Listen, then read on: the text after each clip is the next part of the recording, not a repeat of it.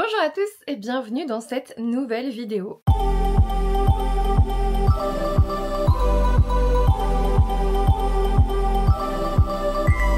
Aujourd'hui, je suis très heureuse de vous présenter mon book haul de mars. Vous verrez, alors, je ne vais pas vous dire que j'ai été ultra raisonnable, nous le savons tous, mais par rapport à ce qui vous attend pour le book haul d'avril, par rapport à ce que j'ai déjà acheté et reçu en avril, en fait ça va. Le book haul de mars, vraiment ça va. Je vous l'avais montré dans la vidéo unboxing postée le mois passé. J'avais reçu Légende indienne de Rubenia Timmerman qui est ma lecture en cours. Je l'ai reçu dans le cadre d'une collaboration rémunérée, je vous en parlerai très vite. Pour l'instant j'aime beaucoup, j'aime bien le côté romance. J'ai aussi quelques petits points à côté qui m'agacent parce que j'aime pas tous les personnages masculins, donc voilà. Mais j'ai mon petit chouchou, donc tout va bien. Tout va bien. En tout cas, on suit Elisa qui va rencontrer Joachim, qui va... En gros, ça va être la passion assez instantanée. Et elle va découvrir que ce Joachim cache des secrets. Si je vous montre ça, vous allez vite comprendre. On vous parle très rapidement de ses poils. Souvent, ça vous oriente directement dans de l'urban fantasy. On allie l'urban fantasy à la mythologie nordique, ça c'est ce que j'aime beaucoup, je vous en reparle très vite. Ensuite, des éditions Cotoon, j'ai reçu le tome 2 de Mon vœu le plus sincère de Kili. Pour le coup, je vais relire le tome 1 et enchaîner sur le tome 2 pour vous parler de tout en même temps, ça sera beaucoup plus simple. Je ne vous lis pas le résumé bien évidemment, mais ce que je sais c'est qu'on a un génie qui nous offre un seul et unique vœu. Qu'est-ce que vous demanderiez, vous, à sa place? Franchement, j'en sais rien, je me suis jamais posé la question. Vraiment, je sais pas. Écoutez, n'hésitez pas à me dire votre seul et unique vœu en commentaire, moi je vais y réfléchir. Ensuite, des éditions Dupuis, j'ai reçu la version définitive de la BD Les Mondes Perdus de Lemo et Ocha, le tome 1, Le crâne de l'Ubantum. C'est une BD qui a l'air très très chouette, que je vais découvrir au dimanche graphique là qui arrive. Regardez-moi ces graphismes, c'est juste super beau. Je trouve ça magnifique. J'ai trop hâte de me plonger dedans et de vous en reparler très très vite. Je me suis fait un brushing là d'un coup. Ensuite, des éditions Stardust, j'ai reçu Damsel, la demoiselle et le dragon d'Evelyn Sky. Je l'ai aussitôt reçu, aussitôt lu, j'ai vu le film, je vous en parle dans une vidéo dédiée que je vous invite à regarder si vous voulez mon avis. Lisez le livre. Ensuite, des éditions Robert Laffont dans la collection R, j'ai reçu Je t'ai aimé dans une autre vie de David Arnold. Pour le coup, c'est un roman que j'ai prévu de lire en lecture commune avec Anaïs, donc de Sienna Book. On le commence jeudi. Voilà, donc demain pour vous. Donc on y est bientôt. On vous dit Evan et Shosh ont des rêves. Il veut dessiner la faune et la flore en Alaska. Elle veut devenir une star à Hollywood. Mais Evan doit s'occuper de sa mère malade et de son petit frère hypersensible. Et Shosh ne sait plus vivre sans alcool depuis l'accident de voiture qui a emporté sa sœur. Il y a du deuil. Alors que l'avenir semble sombre et incertain, une voix qui ne chante que pour eux les porte irrésistiblement l'un vers l'autre. On est dans une romance. Ils l'ont fait lire à Adam Silvera apparemment qui a pu le commenter. Si on est dans la même vibe, ça va clairement me plaire. J'ai trop hâte. Je vous en reparle très vite vu qu'on le lit d'ici 2 jours pour moi. Ensuite, des éditions Charleston, j'ai reçu Perséphone de Benjamin Carteret. Voilà, je n'en ai pas encore marre d'Hadès et Perséphone, vraiment pas encore. Et on vous dit, dans la monarchie divine de ciel et l'ordre de Zeus, Corée, jeune déesse sans pouvoir, grandit à l'ombre de sa puissante famille. C'est loin de l'Olympe, auprès des mortels à qui sa mère Déméter enseigne l'agriculture, que son pouvoir se révèle enfin. Corée devient printemps, feu de terre et l'héritière d'une lignée de déesses gardiennes de l'ordre ancestral. Mais aux prémices de ces changements, Corée se fait enlever et devient captive dans le royaume des morts. Oui. Tandis que l'amour est clos dans les ténèbres, sur Terre, l'hiver de Déméter endeuillé succède pour la première fois au printemps. La famine qu'elle libère menace la race des hommes et par là celle des dieux. Partout, la mère cherche sa fille perdue, mais Corée n'existe plus. Dans le cœur de Terre naît Perséphone. Oh, ça a l'air trop bien. Ça a l'air beaucoup trop bien. J'ai hâte de vous en reparler. Oh! Mais je me souvenais pas qu'il était... dédicacé. Je m'en suis pas rendu compte, si. Très heureux de partager avec vous Perséphone, sa passion, son jeu. Merci beaucoup Charleston et merci beaucoup à Benjamin Carteret.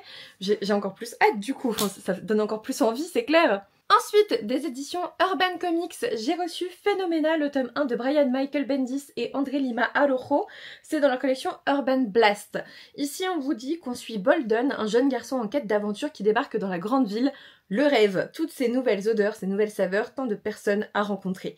La découverte d'un tel environnement est cependant rapidement interrompue lorsqu'il croise le chemin d'un fier cyber, prénommé Spike, ainsi que de Mathilde, une redoutable voleuse. Leurs pas ne tarderont pas à prendre le chemin de la mystérieuse cité d'or œillée, lieu mythique à l'origine du phénomène qui toucha la Terre il y a quelques années.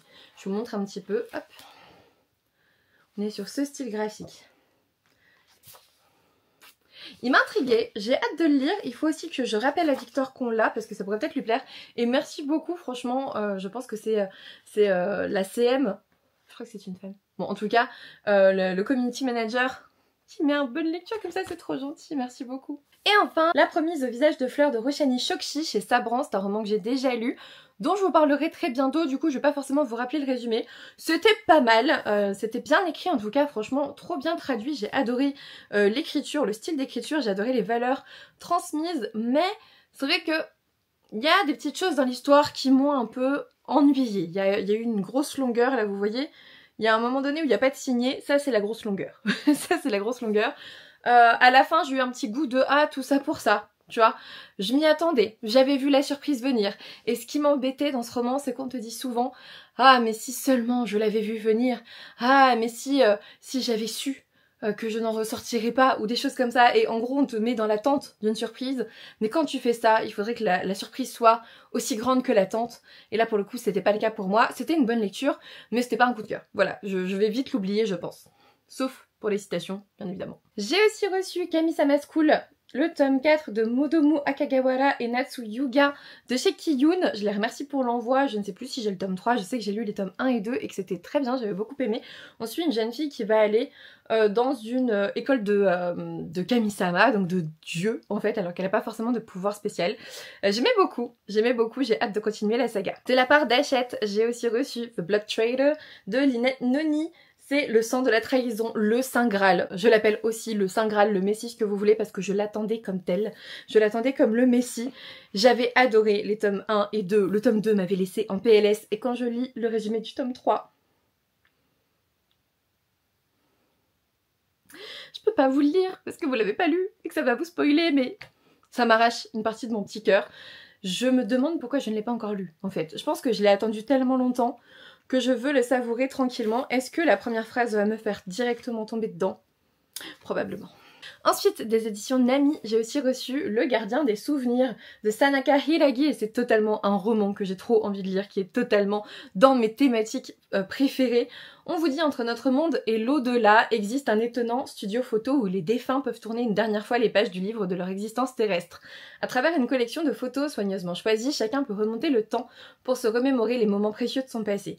Paysages d'enfance, noces avec l'être aimé, portraits de famille, un voyage sur le flot de ses souvenirs des instants les plus doux à ceux d'infortune. Accompagné par Hirasaka, le mystérieux propriétaire du studio, une vieille femme, un yakuza et une enfant entre la vie et la mort vont traverser cette antichambre de l'au-delà. Mais s'ils peuvent revisiter leur passé, ils ne doivent pas oublier qu'on ne peut faire dévier le cours des choses déjà écrites en toute impunité. Ah, ça a l'air trop bien! C'est exactement le genre de thématique que j'aime bien, c'est exactement le genre de roman japonais que j'aime bien, donc trop hâte. Et enfin, dernier service presse, j'ai aussi reçu Chronique de Zéphiria d'Axel Colo, donc le tome 1 Améthyste, qui est magnifique, il est vraiment très très beau, et il est typiquement dans ce que j'adore lire dans les webtoons, mais en roman, donc exactement ce que j'aurais voulu. Merci beaucoup pour la dédicace aussi, et je vous montre un peu l'intérieur, il y a une carte, et c'est magnifique. Voilà. On vous dit, j'étais une archimage de talent avant de tomber bêtement amoureuse d'un prince arrogant. La reine, sa mère, me tenait entre ses griffes, mais cela ne lui suffisait pas.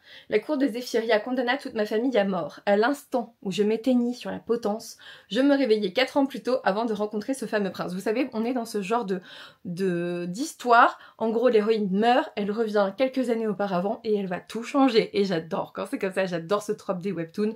C'est quelque chose que je peux lire en boucle et du coup je me dis mais sous la forme d'un roman, c'est du génie.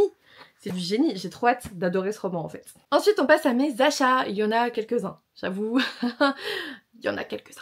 Vous l'aviez sûrement vu dans mon vlog de Trolls et Légendes, j'ai rencontré Marine Kelada et du coup ce mois-ci je lui ai pris Cendre avec la nouvelle couverture et un brasier d'eau et de vent. Voilà, ici on est avec Faith qui se fait malmener par une bande d'amis étrangement soudés. Elle s'offre une virée au pays de Galles lors de laquelle une vieille légende celtique l'interpelle plus que de raison. On raconte que des siècles plus tôt, 2 dragons se seraient livrés à un combat impitoyable avant d'être faits prisonniers des montagnes. Et bien sûr la légende l'obsède. Bref, franchement ça m'intéresse trop, c'est Marine Kelada, la couverture est splendide, le livre en lui-même est splendide. C'est celui qui me fait le plus envie là actuellement dans les romans que j'ai de Marine à lire en gros.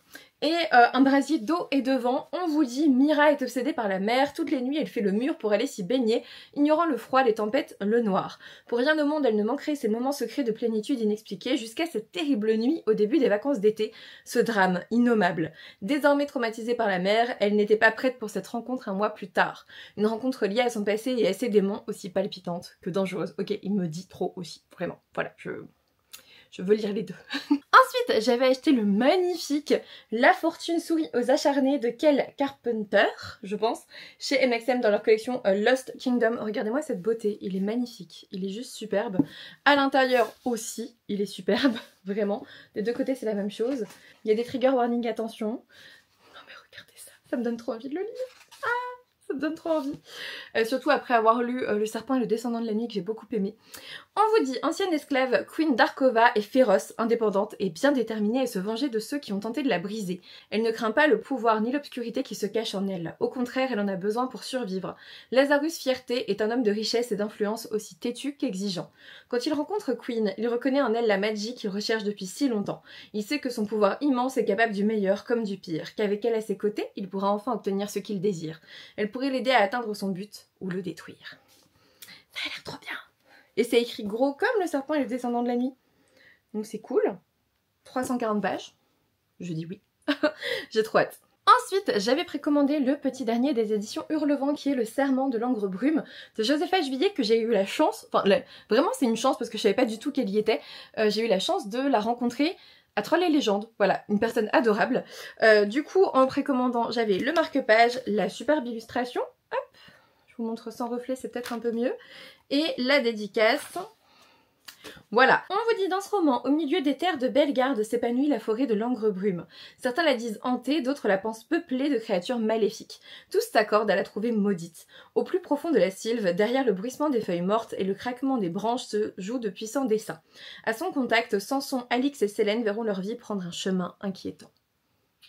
Vu que les deux derniers romans des éditions Hurlevent ont été soit une très bonne lecture, soit un coup de cœur, je pars confiante. Je pars vraiment confiante. Ensuite, je m'étais aussi laissée tenter par Kingwood Academy, le tome 1 de Tessa Hale. C'est chez EH dans leur collection Roman Tessie. On vous dit en quelques secondes, la vie d'Aura n'a plus le moindre sens. Tout était censé être simple. Elle devait obtenir son diplôme, prendre un petit boulot pour aider sa mère à payer les dettes médicales de son accident d'enfance. Et voilà qu'on lui annonce qu'elle est une élémentaire, qu'elle doit apprendre à contrôler ses pouvoirs et survivre à son cursus au sein de Kingwood Academy. Et en fait, ce qui me faisait trop envie, c'est que non seulement elle va dans cette académie, mais en plus on vous dit qu'elle est dans le viseur des 4 princes des élémentaires, le charmeur, le doux géant, le psychopathe et le plus cruel de tous. Ça me faisait trop envie, je vous jure. Il y a le tome 2, je crois, qui sort là en avril, ou qui est sorti en avril, je ne sais pas. Il me fait très envie, j'ai très hâte de vous en reparler. Ensuite, j'ai reçu ma contribution Ulule, l'héritière de Malundis de Mathilde Trinçon, qui est en gros sa réédition de Piégé, qui était sortie chez une maison d'édition. En fait, j'ai les deux. Voilà, j'ai les deux. J'ai l'édition collector et celle-ci. On vous dit, Naïla est l'héritière légitime de Malundis jusqu'au jour où les Sturla, dirigeants du royaume voisin, décident d'attaquer leur capitale. Contrainte de fuir au péril de sa vie, elle a pour seul compagnon Robin, comme vous voulez. Cet ancien conseiller et ami de la famille est la seule personne qui lui reste à ce jour. Désormais, à l'opposé du royaume, elle n'a qu'une seule idée en tête, libérer son peuple et reprendre sa place sur le trône. Toutefois, elle doit agir sans dévoiler sa réelle identité et ce sera loin d'être facile. J'ai trop hâte de le lire. Il me disait trop déjà quand j'avais acheté Piégé, donc clairement... Le fait qu'elle l'ait réédité en auto-édition, j'ai envie de foncer. Ensuite, je n'ai pas su résister à l'appel de Un printemps pour te succomber de Morgane Moncomble chez Hugo Roman dans leur collection New Romance. Je n'ai pas lu les deux précédents, mais parce que c'est celui-ci qui va me plaire le plus, je pense, d'après le résumé. On suit Nolia, qui est une fleuriste fauchée et qui se tourne vers son ultime espoir pour s'en sortir, sa famille. Elle ne pensait cependant pas que le prix à payer pour son aide serait de se marier avec son ex.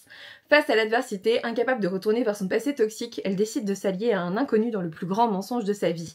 L'heureux élu, c'est lui, Camille Levesque. Et Camille, c'est un milliardaire à la réputation de playboy qui veut redorer sa réputation et c'est typiquement le genre d'histoire que j'aime lire, enfin que j'aime regarder dans les dramas, que j'aime lire dans les webtoons, donc je pense que ce trope va beaucoup me plaire. Moi j'aime beaucoup la romance, mais pas toutes les romances. Celle-ci, je pense que ça va le faire. Voilà, j'ai hâte. Avant-dernier achat, j'ai acheté L'Appel des Ombres, donc Ténébrae, le tome 1 d'Anna Briac. C'est aussi un roman auto-édité. On vous dit, maltraité par sa meute parce que sa louve n'a jamais émergé, Niven ou Neven, je ne sais pas, a appris à lutter avec ses propres armes, une détermination sans faille, ses couteaux et ses ombres mystérieuses. Quand son père choisit de l'offrir au plus cruel des loups, elle s'enfuit. Prête à tout pour survivre, elle s'allie à 3 puissants guerriers étrangers en quête d'un sort pour restaurer l'enceinte protectrice de leur clan. Ce que je crois comprendre, c'est qu'il y a un harem inversé et que ça va me plaire. J'adore les harems inversés. Donc... je pense que ça va me plaire, j'ai trop hâte. Et enfin, dernier achat, mais pas des moindres, je n'ai évidemment... Oh, il est tout abîmé! Mais non, je l'ai tout abîmé, je suis sûre. Oh, zut. Bref, je n'ai pas pu résister à l'achat de l'héritier insoumis de Daniel L. Jensen chez Brajlon.